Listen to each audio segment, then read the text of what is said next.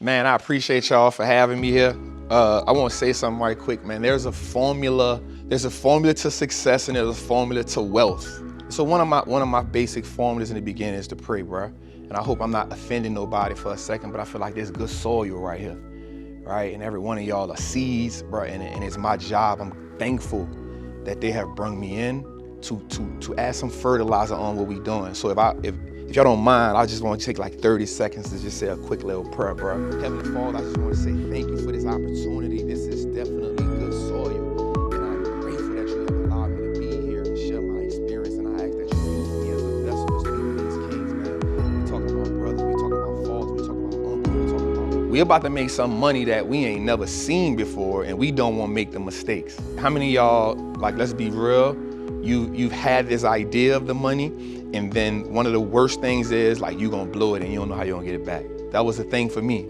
So I'll say this right quick. When I made my first $1 million, I didn't leave out my house for a month.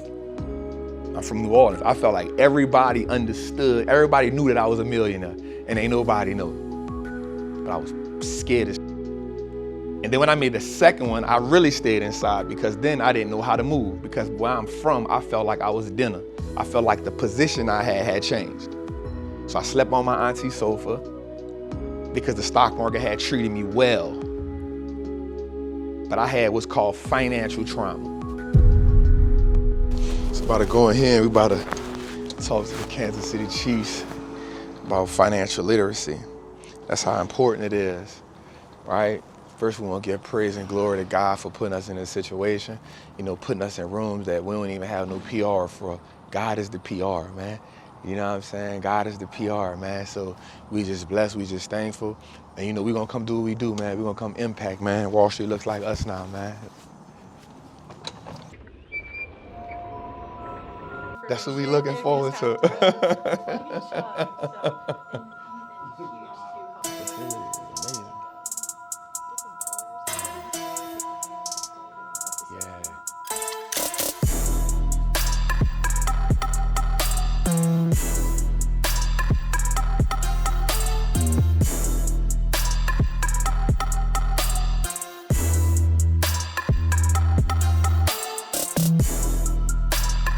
Hang out. What I've realized, even when I had the other talks, is the career isn't as long as the work it took you to get here.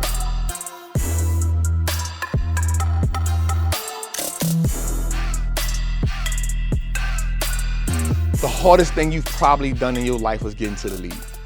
It's probably one of the hardest things you've done. Nobody know the sacrifices you made. Nobody know the pain that you went through, the endurance that it took for you to get here. But you know. And now you're here, it's the dream. But what I have learned about dreams is they don't last long. At some point, you gotta wake up from it. And when you wake up from it, is what do? And so like I was telling Kings just now was, you work so hard to get here, but sometimes the career isn't as long as the work it took you to get here. Like some of y'all been playing ball since you was biddies, mom and pop, right? And now you're here. So the thing for you now is, what do? How do you plan for the next phase, even though you're present? How do you plan for the next phase? Because there's a version of you 10 years from now. There's a version of you 15 years from now. There's a version of you 20 years from now that is dependent on you to make the right decisions now. How many of you think right now that you are equipped to make those decisions? Show of hands. I'm not a football player. I'm a Saints fan, so pray for me. You feel me? So pray for me. But what I will say is this: in order to be great in this league, outside of athleticism, tell me something that is vital to you being successful in this league. Intelligence. Intelligence? Good. Tell me.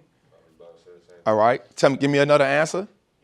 Instinct. All right, cool. I like that. Intelligence, instinct. That's good. Give me another answer. One more. Discipline. Good. Amazing answers. What about film watching? How essential is it to watch film? What part of your success is film watching? Would you say? 80%. 80% of your success in this league It's film watching, right? Can we all say yes to that? Good. What film watching does is it allows you to do what? Understand your role, understand your opponent's role, understand the game plan, understand the scheme, but also it helps you correct your mistakes. Am I right? The wealth game is the same way. Now, y'all have been adapting to an amazing organization. Excellence. I saw the principles as I was walking up the stairs. Right? Honor. I said unity. I said, well, that's good. That's good. That's their formula for success. But in wealth game, the same people win year after year, generation after generation. The Walmarts, the Waltons, we'll talk about them. The Cargills, these families, what they decide to do is they say, yo, here's the game plan. And just like you all are rookies, every new generation that comes in, they're the rookies. And guess what they have to do? They have to adapt to the scheme on how we stay wealthy. No one generation can be liable for us losing billions of dollars. Just like no one person here should not be the reason why this team doesn't win a Super Bowl. And so film watching isn't just, 1 hour. It becomes a part of what you do every day as you're a part of this team and as you're in this league. Am I right? I went to prison at 16. I came home at 26, man, and I ain't had $1. But I learned about the stock market while I was in prison. The most odd place to learn it, but that's why I learned it. That's why I learned it. Because what I realized while I was in there, a guy told me something. I'm 16 years old. I'm doing 10 years. I just had a fight with my homies, and the guy told me, man, y'all playing the wrong game, bro. And you know, I'm flip at the mouth. I'm like, if I'm playing the wrong game and you here with me, what game you playing, bro? But the difference was I was in there for attempt murder on robbery. I was doing 10 years, and he was doing 18 months for embezzlement.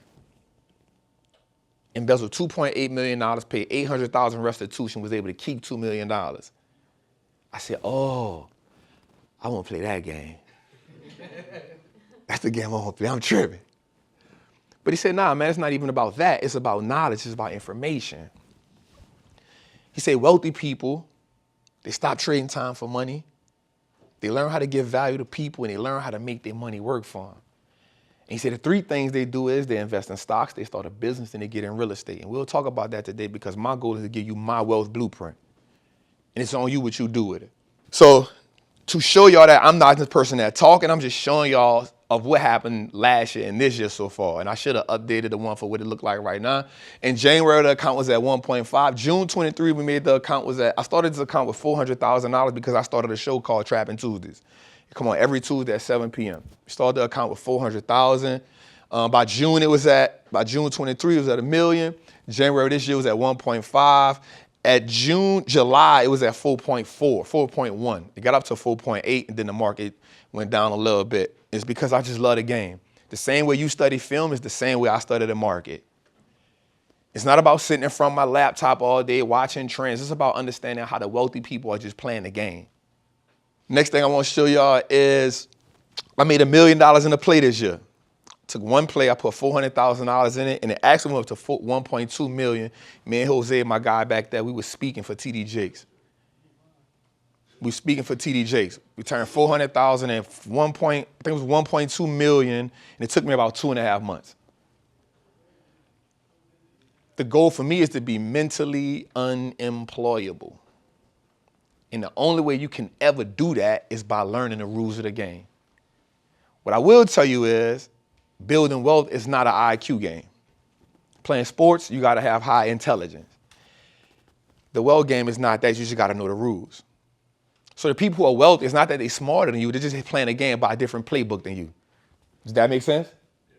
It's not that they're smarter than you. They're just playing by a different playbook than you playing by. What I've realized, bro, is we can get all the money we want, bro, and still don't be fulfilled. You know what I'm saying? Because we trying to do this thing on our own, and we don't got it all, bro. We got to go get that. So that's just where I'm at, bro. So again, I'm always grateful and thankful, and I don't take them lightly. You know what I'm saying? I don't got no PR. I let God be the PR, bro. You know what I'm saying? It be like, well, how you get that? Man? I don't know how you get the Ellen shit, man. God should be. You You know what I'm saying? And I just never take it lightly. I want to go be impactful. I know I got to break the ice a little bit. By the time I'm 10, 15 minutes in, they gonna come around. You know what I'm saying? And they gonna come around. It don't even bother me. Man, every time, Yeah. bro, because like you said, man, it's a responsibility and a purpose that you accept. Yeah. And when you step into any room Yeah. that you've been called to be in, Yeah. you're really intentional about connecting, man. And I belong just there. sharing. Yeah, absolutely. I belong there. Absolutely, I bro. belong there. Man, So I always tell people like that belief is transferable. absolutely. That confidence Come on, is transferable. Yep. You know what I'm saying? Like if I had Yeah. doubt and I'm talking to you, I'm like, oh no, we gonna. Yeah. I believe in this. I believe in him. So I'm gonna go be the one to make the play. I need you to understand this. I don't care what portion of your salary you are dedicating to the stock market. I need you to dedicate it to it. The first check. Because we're gonna make it a lifestyle. We're gonna start to create a new financial algorithm. We're gonna create a new financial algorithm. And what that algorithm is, we're gonna start creating habits with our money that's second nature to us. Like when you get on that field, that's second nature to you. It's second nature. You live it, you breathe it, you eat it, you sleep it. Some of y'all probably be out and y'all still be on the thing looking at film. That's the same way you gotta look at your bread, fam. Because believe it or not, fellas, 5 years come by fast. 10 years come by fast. You out the league before you know it. And it's not nothing against you. It's just the nature of the business. It ain't nothing personal. It's the nature of the business. And so what we got to start realizing now is you a businessman. You a businessman. And I want you to understand something. Nobody else don't care as much about your business than you. What we don't know is the Bible gives us so many amazing wealth principles. I read the Bible, I read the Quran, I read them all because my goal is to just get closer to God, no matter what. But the Bible gives us so many wealth principles. Check this out. Proverbs 10:4. Diligent hands build wealth and a lazy man's hands bring poverty. Think about that. Diligence means to consistently do something until you get it. You diligent on the field. Your diligence on the field pays off. You get another contract.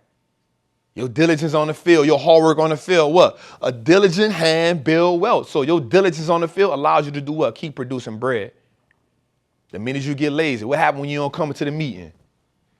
What happens when you don't show up to practice? What happens when you don't want to go work out? What happens when you don't want to study film? You become the lazy man. And what do? You bring forth poverty. Same thing with the wealth game, bro. When I'm reading the books, when I'm studying the market, when I'm investing actively, when I'm aggressive, guess what? I'm building wealth. I'm diligent in the environment. But when I'm lazy, oh, I got enough money. Oh, this business did enough. Before I know it, man, the game done took it from me. And one of the worst things that can ever happen to us, realistically, is to have a financial freedom turn to financial despair.